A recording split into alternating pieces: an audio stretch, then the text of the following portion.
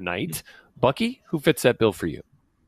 Oh, Logan Wilson from Wyoming is the biggest steal. It's the biggest steal because I think he's a value pick. And much like Joe Sherbert popped for the Cleveland Browns and became a Pro Bowl player, I think Logan Wilson can be a Pro Bowl player in time. And the reason I like him, you just don't find guys that are tackling machines and ball hawks. 400 plus tackles, 10 career interceptions. And I don't know if I've seen a better guy running down the seam in Tampa 2 than Logan Wilson in a long time. I think this guy in this defense in Cincinnati, he's going to have a chance to end up being a star. I think it was a great steal for the Cincinnati Bengals to get him at the top of the third.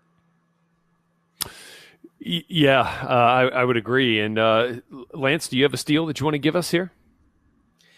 Yeah, I thought Jordan Elliott lasting until into the 90s from Missouri. I know he had a little bit of an issue with the knee, which some teams were a little bit concerned about. But when I turned the tape on with Elliott, I mean, this was a grown man. I think he's probably going to be the top 2, maybe top 3. He's got a chance, I think, to come to finish right behind Derek Brown in terms of the best defensive tackle in this draft, even ahead of Kinlaw. He's got that chance. I'm not saying he's the favorite, but he's excellent with his hands. He's very, very powerful. He can 2-gap it up. He can play all up and down the line. You want him at 5 technique, 3. You want to play him some nose, odd and even fronts. He needs to make more plays, though. He's got the ability, but we need to see more production and needs to get a little better from a pass rush standpoint. But to me, this is a steal. This is a dead red second-round defensive tackle who can control gaps, and he's sitting there late in the third for you. That's great value. That's a steal. I'm gonna piggyback off that with talk about toughness, and boy, a big huzzah and tip of the cap to the University of Utah and what Kyle Whittingham has done there since joining the Pac-12. He said when they moved over, to the big conference that it was going to open up a lot of doors, and it certainly did. He's a heck of a recruiter, and man, you look at the defensive backs that came off the board, 2 safeties and now a corner, and at pick number 50 to get Jaylen Johnson.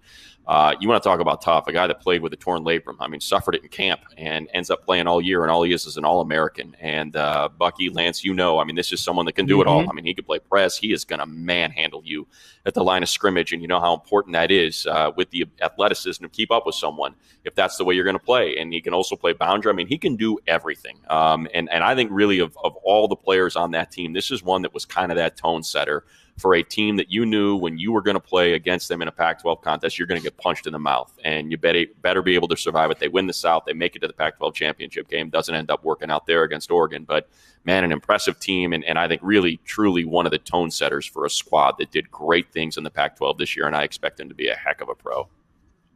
Yeah, I had him in the 20s in my first-round mock draft, and expected him to go off there among some of the top 4, 5, 6 cornerbacks, and ends up lasting set into the second round. So I'm going to go to a guy that maybe had the biggest drop in this entire draft. He was a guy that we had mocked at the tail end of the first round. He ends up lasting all the way till pick number 74 in the third round, and it's Zach Bond out of Wisconsin. I think he's also a symptom of the current situation and circumstances that we're dealing with because of the coronavirus pandemic. He had the diluted test come back from the combine, the diluted drug test, had too much water in the system there. And I think because of what we were dealing with here, you were going to see guys with injury concerns and guys with whatever you want to call it, red flags off the field, character concern drop. And not saying it's a character issue, but a red flag popping up there with the diluted test for Bond. I think that dropped him. Saints trade up with the Cleveland Browns to come into the third at 74 and make the pick for Bond. They actually gave up a 2021 third. They felt that strongly about Bond, and they made him that selection there at number 74. All right, that'll look at some steals there, night 2 of the 2020 NFL Draft. When we come back,